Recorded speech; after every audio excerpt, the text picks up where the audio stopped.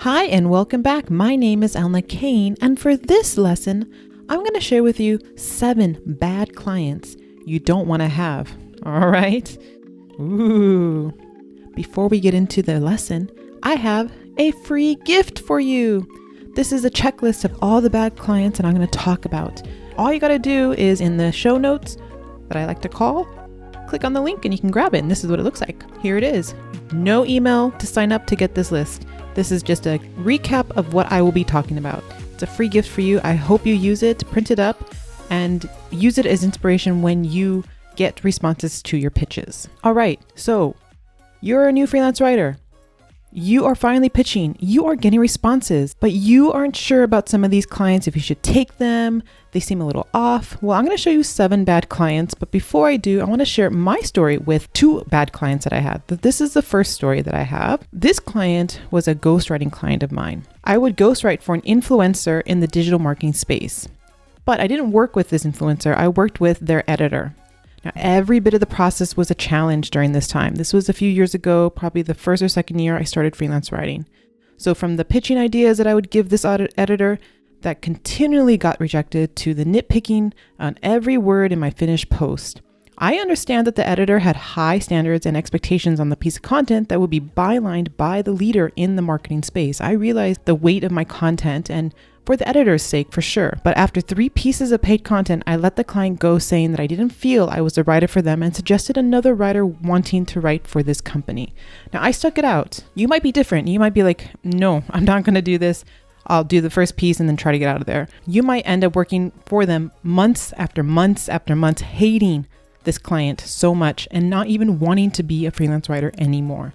I don't want that happening to you. So pay attention to these 7 bad clients. The first one I call is the scope creeper. Now, a scope creeper is probably one of the most prolific of all of the bad clients you're going to meet. They hire you to write, let's say, 4 blog posts. Great. But before you start writing, they might ask you to do something else. For example, 10 Facebook and Instagram posts. Now, you might not think that's a lot, and you say yes. To this, you adjust your rate, but the client doesn't stop. He gives you more and more work for you. So then you have more of your time dedicated to this one client, and pretty soon this becomes your full-time client that isn't even paying you a lot because these ended up being just add-ons to what you already have. So you probably felt like, well, I'll give you a deal if you give me this work, I'll give you a deal kind of thing. So you're not really writing at the rate you want to write at for this client. Now, what can you do? What is the solution? Make sure to be crystal clear on your project details before they hire you, okay? And be firm with them. If they ask you for more work, stay firm and tell them no. As a freelance writer, you want to work with a variety of clients. This increases your chances of making more money. So one client might pay you $600 a post, while another pays you $400 a post. This is a value-based pricing model. Each client is different with their needs, and so you can rate them accordingly.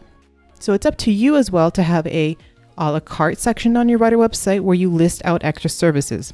That's something you can do. Just be careful of those scope creepers that will look at that and add more to your project without hiring you for those extra things in the first place. So like I said, I don't do this. And the majority of my clients pay me only for the blog writing or email writing that we specified early on. The second bad client you might run into is the ghost. Has this ever happened to you? You pitch for a job and lucky you get a response. You agree to the terms of weekly newsletters for $1,500 a month. Then you wait and wait. The client didn't give you any information about their email marketing campaign or their goals or their newsletters. You wait a few days and then email them again asking when to begin. But before you begin, you need some information. You send your email and nothing. You hear nothing at all. A month goes by and nothing. The client ghosted you. What's the solution? In this case, you need to cut your losses and move on. The client isn't worth it. Sometimes they are. 6 months can go by and you hear from them finally with a plan and ready to pay you. More likely though, the client got cold feet or moved on with another writer or in-house writer. I pitched my email writing to a micro influencer and it took them over a year to respond. I kid you not. I'm still waiting for the go-ahead of writing emails for them. But I'm not waiting and waiting. I'm moving on and pitching to other micro-influencers and creatives. If a year later they are ready, well, we'll see if I'm ready too then. Bad client number 3, the switcheroo. You're going to see this type of client with guest posting. Your byline guest post is accepted, let's say, and you wait until they publish it. You're excited, but when they notify you, you check the post out and realize they did a switcheroo. Your name is not on that post. Instead, it's the owner of the company or their lead writer. What happened? So the solution to the switcheroo bad client is to make sure prior to guest posting that you check out the blog and see if there are any writers that have bylines at all. If you don't see that, it's most likely they won't publish your content under your name. And I'll show you an example of this. So let's say you want to be a health writer, and so you need some guest posts under health writing. Well, this site is Healthy Sleeping. They have a nice Write For Us page that tell you all about what they do. You can write about health or fitness. They have article guidelines, which is always nice to tell you how long the post is, how long it's going to take. They'll give you an approval once it gets approved. You can add links to your articles, and it gives you a Gmail address to email your content. So everything looks good. It's like everything is, has all that you need for the information to write the blog. And so you start this process. But wait, before you do that, check out the actual site. So if you go to the actual site, this is what it looks like. And you can click on any one of these and you'll see this name, Kathleen Grayford. Okay, go back. Let's go to this one, Kathleen Grayford. Okay, this one, Kathleen Grayford. It seems like this Kathleen Grayford is the one that is authoring these posts. Sometimes this might happen, but at the bottom of the post, they'll put a guest post author bio, but this one doesn't. All right. So you can see I'm a little bit hesitant now to write for this publication or this website because there's no attribution for my guest post. I don't see that someone else wrote this post. It's just under Kathleen Grayford. So again, this tells me that this is not the best site to guest post on. They might do that switcheroo when you give them your author bio and not publish your author bio. So just make sure to read everything in the Write For Us page and check out the site to see if they list contributors on the post. The next bad client is the Newbie Communicator. Now, startups often have new people on their staff and they themselves are probably a new entrepreneur. If you decide to pitch to new companies like this, you might run into the Newbie Communicator. These people can't communicate what they want from you. They may say they need a new funnel or do some influencer marketing or some kind of podcast to a blog post thing. These are vague topics that the client isn't sure how they will implement or how they will work for their business. And then suddenly you become the content marketing strategist instead of the blog writer. So what's the solution? When you're negotiating with this type of client, it's a good idea to create a project sheet or a service sheet and list out what you will do for the client as well as say what you will do for the client. You are only responsible for newsletter writing or blog writing or a 5-part sales funnel, etc. You need to explicitly say that to the client. Watch out for this client also becoming a scope creeper after you lay out your terms. Bad client number 5, the never satisfied client. These clients can make for the worst type of clients. And it was one of the bad clients that I had. No matter what you do or what you provide, it's never enough. Now, my second bad client falls into this category, but in the end, they ended up being a very loyal client. This client often changed my emails, tweaked them, or reworked them, but in the end was extremely satisfied with my work. So you can see the process here in the beginning. She tells me that my emails are weak. It doesn't go deep into the subject, that I'm too promoting. She doesn't believe that it has to be pushy. She even sends, this is more than just 1, 2, 3, 4, 5 calls. She does, 10, 15, 20 calls just explaining about her emails and how unhappy she was with my writing. And you know what I did instead? Instead of just saying no to this client, I wanted to work with this client. I really wanted to see her viewpoint. This was her audience. She knew her audience very well. And I worked hard on this client. I wanted to be the best. If she thought my emails were weak, well, then they're going to be the best email she's going to see. It ended up happening that way.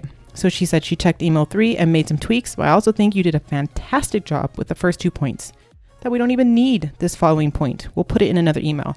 So again, she saw the value of my writing and I improved in her eyes my writing. So it really depends on your end goal, how you're going to have a solution for this type of client. For me, I started a new service, which was email writing, and I wanted to finish it through. I used my client's critiques as learning points and told myself I will make the best email she's seen. Now for others, this is too much work for one client or too anxiety provoking. That's okay. Finish the work though and move on. Never leave a client hanging.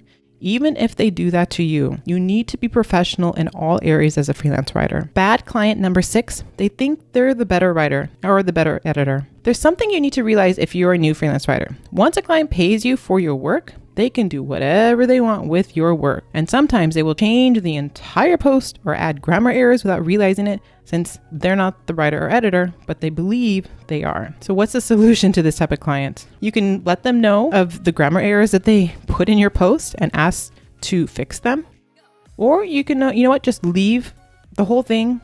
They paid you. There's nothing else you can do, and just don't use that piece of content as a portfolio item. Bad client number 7.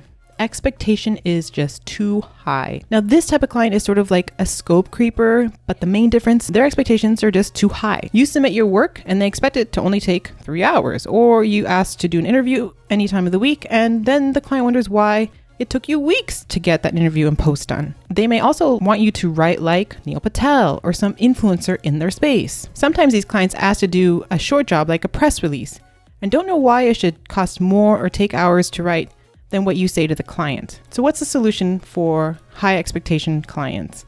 Now, if you don't realize this client until after they hire you, do one project and get paid, and then remove yourself. Say you're not the writer for them, or it's not the best fit for your content schedule, and move on. You really don't want to stick with any of these bad clients, only because you're going to work too much for these clients and you're not going to feel happy about it. With those 2 bad clients, I was really upset, and I had to check myself numerous times to be professional in this. And you should too. Click on the link in the show notes below and it'll take you to my media library, and you can download this bad client checklist. It lists everything that we just talked about with the solution. I want you to post this up in your office, and remember that when you are negotiating with a client, look over this checklist and make sure that there are no red flags. All right, this is for you. And thank you for watching this video. Let me know in the comments below. Have you had a bad client experience? Tell me the story. I want to know. I'll see you in the next video.